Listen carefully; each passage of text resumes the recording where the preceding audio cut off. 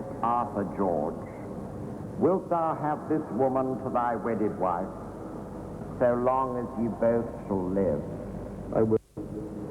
Diana Francis, wilt thou have this man for thy wedded husband, so long as ye both shall live? I will. Here is the stuff of which fairy tales are made. The prince and princess on their wedding day. But fairy tales usually end at this point with the simple phrase, they lived happily ever after.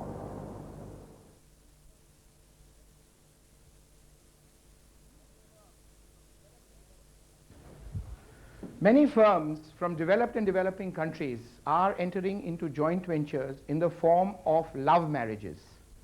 Excited by the liberalization of their economies, they are seeking partners with a view to rapidly enhancing their global image and reputation. However, such marriages are doomed to disaster. One could be very general in the response and say that the joint ventures are failing because of a mismatch in the expectations. Today, joint ventures by large foreign multinationals with Indian companies are, whether one likes it or not, elephants marrying fleas. The main disadvantage, because there are, of a joint venture, it appears when you don't choose properly your partner. When an alliance fails, it's really essentially a failure of relationship. With the opening up of the Indian economy, similar to economies of many developing countries, entrepreneurs began to face global competition. To counter this, entrepreneurs have to produce cost-effective quality goods, and in order to do so, they have to upgrade their technology. This alone will help them exploit fresh markets overseas. A quick and effective way to do this is through joint ventures and alliances. This strategy, though very effective, is also very complex, and hence it is imperative to have a thorough understanding of what it takes to enter into a successful joint venture and alliance. After liberalization, the major change which has taken place is the mindset we have had. Earlier it was domestic. We felt now there is an opportunity to do business globally. Let us go back historically to how joint ventures really started in India. In India, really, joint ventures came into existence more out of government regulation, where foreigners, if they wanted access to our markets, because of the restrictive trade policies, and even the restrictive investment policies, but at least they could come in, they had to join hands with a local partner. Therefore, the first step for the marriage is to need to investigate or research. That is our Japanese common behavior. And therefore, one starts thinking in terms of competition, one thinks in terms of quality, and technology. And therefore, these are requirements which becomes very necessary on one hand, and on the other hand, access to the markets. What you will see in this film is what we hope will be an effective plan to develop your joint venture or alliance. While it is okay to fast forward or alter some of the steps in their order, it can be quite fatal if even one of the areas is missed out. It's really quite simple. All you have to do is be systematic and thorough.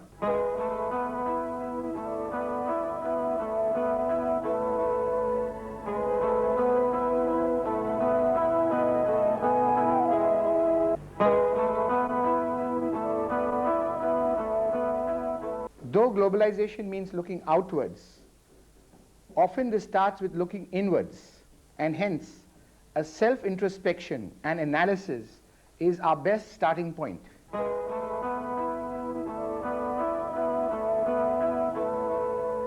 Our analysis commences with the mission statement, which is then translated into objectives and targets. These could cover areas such as market leadership, quality, customer orientation, entrepreneurial management, and global leadership. What is then required is a specific focus. The very fundamental issue in relation to alliances is first to understand why you want it. If you have a technology edge, you create entry barriers. And as the economy grew and more freedom came for foreigners to invest here, we decided to serve this marketplace better by setting up a local joint venture. If you're going for a joint venture, it's because you want to share the risk or because your expertise is not the one of the partner you're looking for. And the idea of make a joint venture is to find one way that the both part wins by putting together their own expertise. Everybody knows that l'union fait la force, that when you fight something together, you are stronger than when you are alone. You're looking for access, you're looking for technology, you're looking for some specialized skills which are related to production. There may be some specialized skills related to, if you're looking at biotechnology or semiconductor, there's special reasons why you're looking for access to research and development activities. The important prerequisite is that there must be a common purpose in setting up the joint venture, or there should be a common agreement if it is going to be an acquisition or a merger. For this, we need to ensure that there is a business fit. The second reason is really the technological change. And this really flows from globalization, because technological change means that you really need to meet the requirements of the other marketplace. And when I talk about globalization, it means that the international companies will begin to compete in your market, and if you want to survive, then what kind of a competitive edge do you have in that marketplace? And that is when you start looking for an alliance. I think the joint venture are more and more a necessity because the companies have their own expertise and they are looking abroad for other expertise. This expertise can be money, can be technical knowledge, can be cheap labor, can be access to a market. I mean, there are various ways to get a partner together. But the idea, the advantage of it is that you get stronger. You improve yourself by having a joint venture. In the General Motors Toyota alliance, US markets were opened up for Toyota. General Motors also added new products to their range, plus techniques such as total quality management. The Ford-Mazda alliance brought similar benefits to each party, as did the Nissan-Volkswagen tie-up.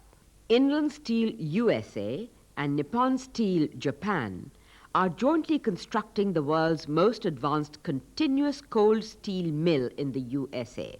Inland can make use of Nippon's technology, and Nippon gains entry to the US market, overcoming import quotas and supplying Japanese car plants in the USA. Japan's move from being component suppliers to collaborate. Inland Steel USA and Nippon Steel Japan are jointly constructing the world's most advanced continuous cold steel mill in the USA. Inland can make use of Nippon's technology, and Nippon gains entry to the US market, overcoming import quotas and supplying Japanese car plants in the USA. Japan's move from being component suppliers to collaborators in the United Kingdom involved strategic thinking. Sony, Matsushita, and Mitsubishi set up local manufacturing operations in the UK. Naturally, the influx of Japanese brands posed a threat to the European industry. Quick to respond, Japanese companies like Toshiba and Hitachi simply searched for UK partners. Once the focus is clear, in-depth analysis should be carried out in terms of history and evolution of the organizational values and philosophy of its founders, as well as the changes in management style. The company's financial position and growth, including capital structure, turnover, and profitability. The product mix covering evolution, volumes, contributions, and markets. The manufacturing processes covering machinery, technology, and R&D. Our human resources in terms of numbers, growth, skills, training, and professionalism. and the competition, including market size, past and present players, and our position. Having defined our vision and mission and clarified our strategy, we now have a descriptive document of our firm. We use this to carry out a thorough SWOT analysis to get some straight answers to some very important questions. SWOT analysis is I think, the first fundamental thing that I presume they would have to do, because unless you know what your strengths, weaknesses are, you're really not going to reach a conclusion as to why you need an alliance. And also, if you do the SWOT analysis, it will throw up the areas which are your weak areas, and those are really the ones that you want to strengthen. One of the areas of opportunities we perceived as we need to strengthen in the areas of technology. And the technology of tomorrow is biotechnology. India, or VOCAR as a matter of fact, are still at a very early stage of learning the whole area of genetic engineering. And therefore, we felt definite need to have a partner who can bring this strength into our plans and into the joint venture. Opportunity to form joint ventures abroad is shrinking because the markets where Indian companies were setting up ventures, let us say Thailand or Indonesia, or let us say East Africa in Kenya, Tanzania, etc. Those markets are now also attracting the big investing countries such as United States, Japan, and Germany. So our ability to continue to exploit those markets have diminished to some extent. So it is more competitive, and our entrepreneurs have to be more alive to the opportunities and the threats in order to exploit them. A company's SWOT analysis, for instance, could reveal that a firm's strengths lie in its people or its infrastructure. Its weaknesses could be its quality or its money management. Its opportunities could emerge from new products or new markets, and the threats could come from new government legislation or impending competition. However, SWOT is a dynamic process and must be seen from a global perspective, as changes in different parts of the world, such as government legislation or the emergence of trading blocs, can have quite a dramatic impact on a firm's actual position. Having done this, we now move on to the next stage.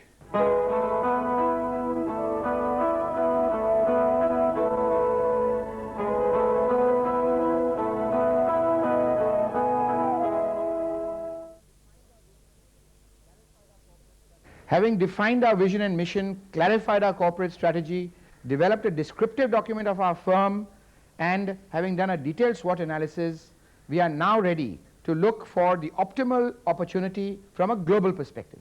The starting point in finding the optimal opportunity is a global survey of our industrial sector.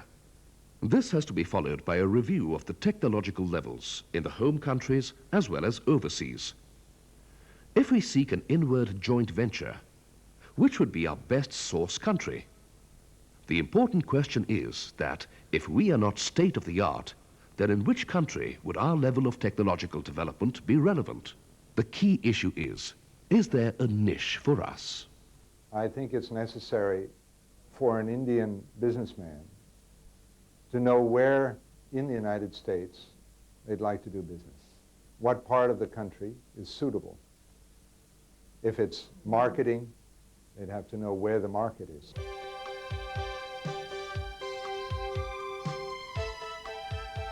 IBM's operations in Japan are successful where it shares distribution units with Raiko and computer-integrated manufacturing with Nippon Telephone. IBM is also active in a tie-up with Fuji Bank for financial systems marketing. To focus on a country or a set of countries, we need to access secondary sources for country and industry-specific data.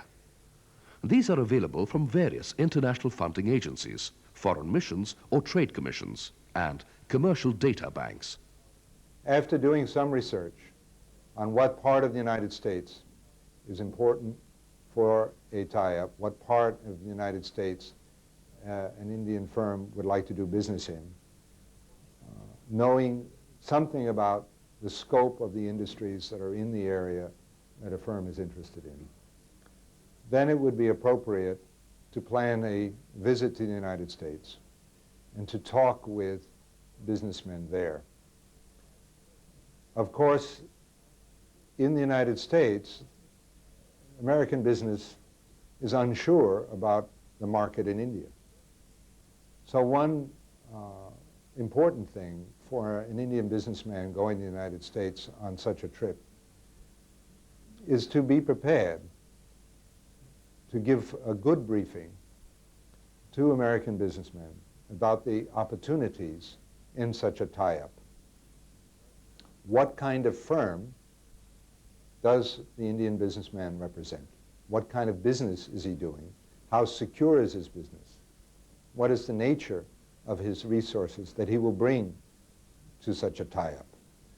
All of that information would be lacking to a potential American business partner and must be presented in a convincing way. Specifically, we should collect information on development of the economy on a macro level, including major indicators like growth rate, inflation, GNP, GDP, per capita income, etc., as well as the global orientation and trade performance.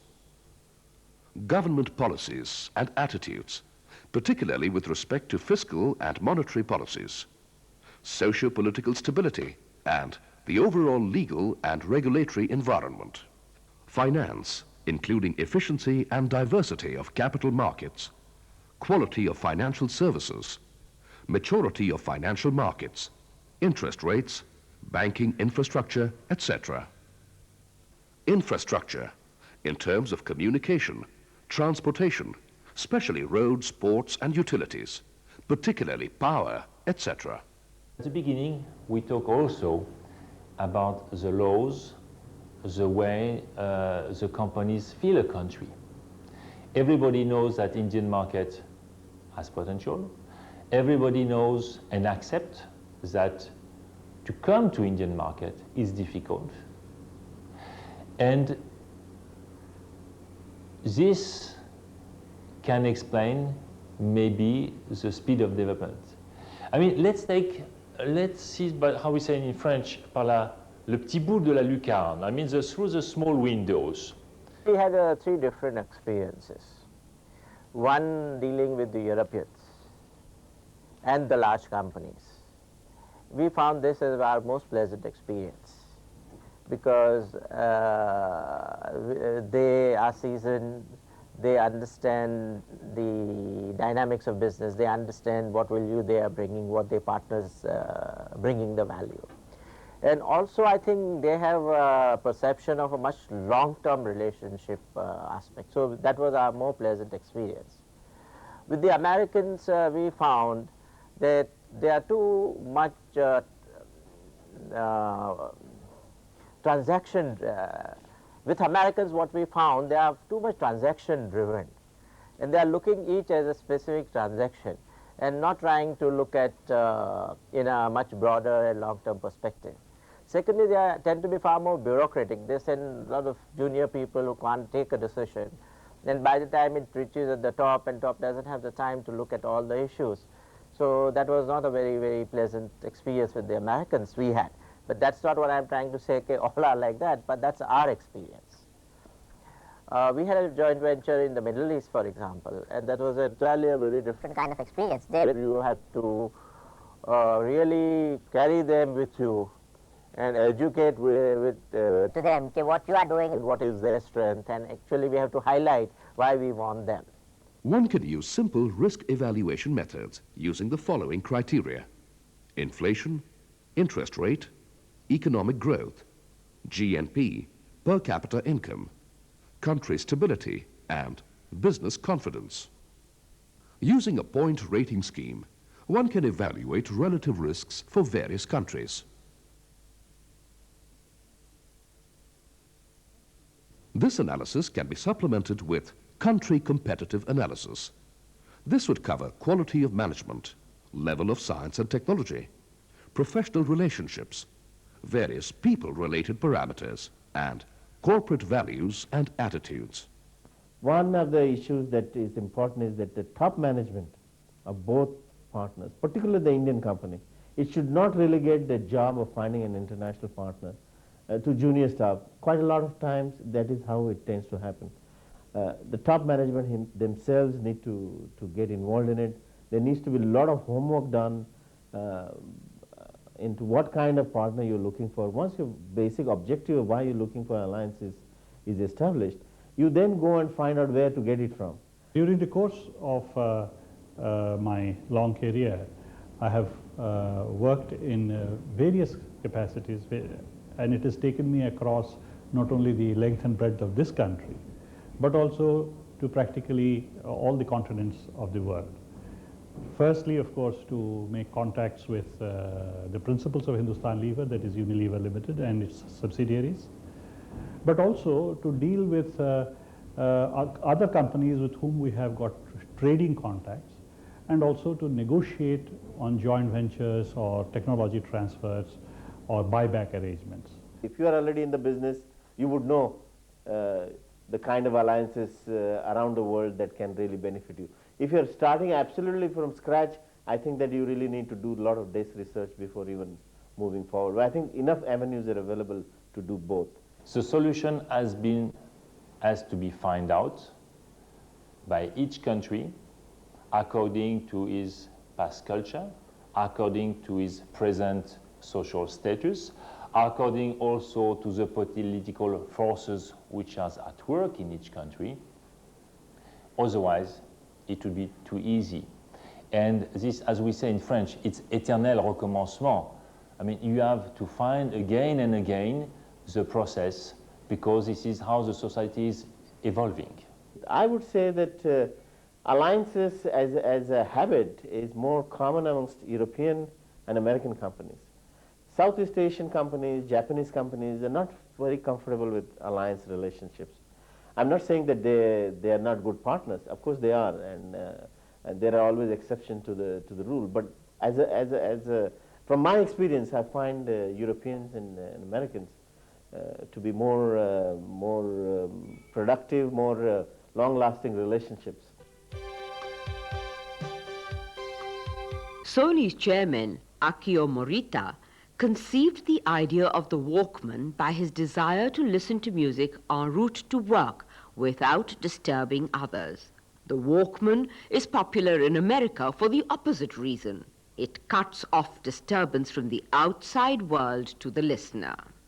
Hierarchical differences can also cause problems. Perceptions of status are often made on the basis of some status symbols. A British general manager in Bangkok preferred to drive a small car, which is more maneuverable in Bangkok's traffic.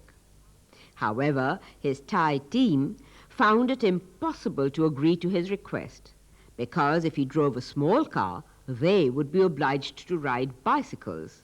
Hence, he was forced to drive a Mercedes-Benz. In some traditional cultures, when people are asked to deal with someone who is 10 to 20 years younger than them, they feel offended, even though the younger person may be well qualified, competent, and experienced. For instance, the Greek, the Italians, the Japanese, and most Asians would be offended dealing with very young Americans or Europeans. Time is viewed in a variety of ways in different cultures. The Americans, for example, are sequential in their approach, doing only one activity at a time, keeping appointments strictly, scheduling in advance, and not running late.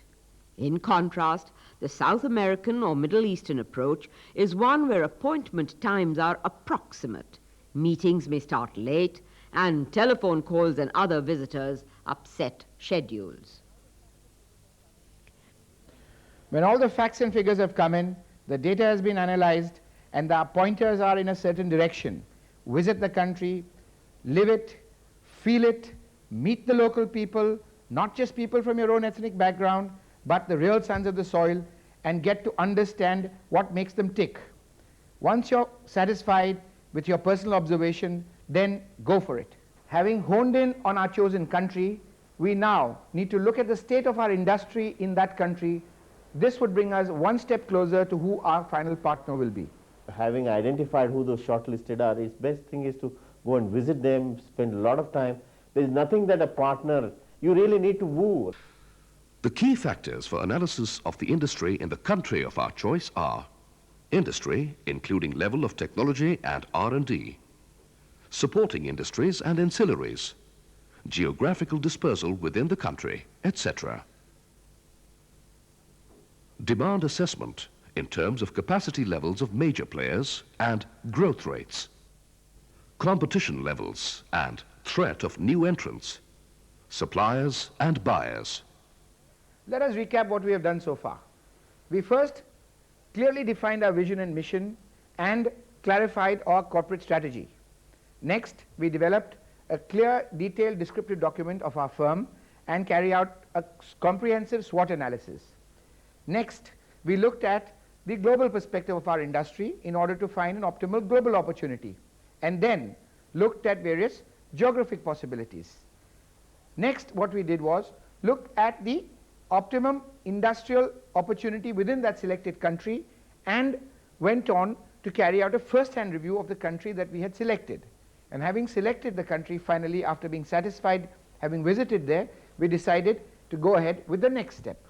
In the next part, we will look at what are the various alliance and joint ventures options open to us. We shall then look at fine-tuning our partner search to make sure we really have the right partner.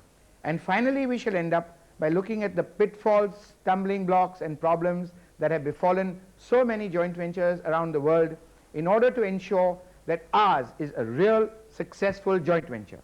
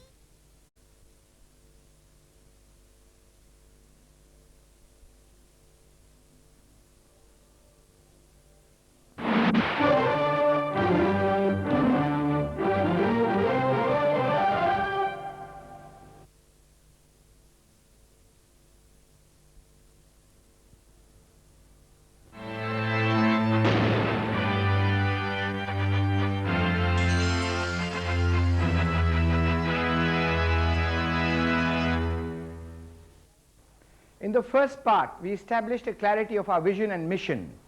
We then went on to looking at our corporate strategy to make sure that we had that right. Next, we carried out a comprehensive analysis of our firm's background and history and created a descriptive document, and then went on to carrying out a comprehensive SWOT analysis. Having done that, we looked at the optimum strategy for us to look at globally in our industry that we wanted to diversify, and then went on to looking at various geographic possibilities. This led us to various countries of choice, and we focused in on one country in order to make sure that we had it right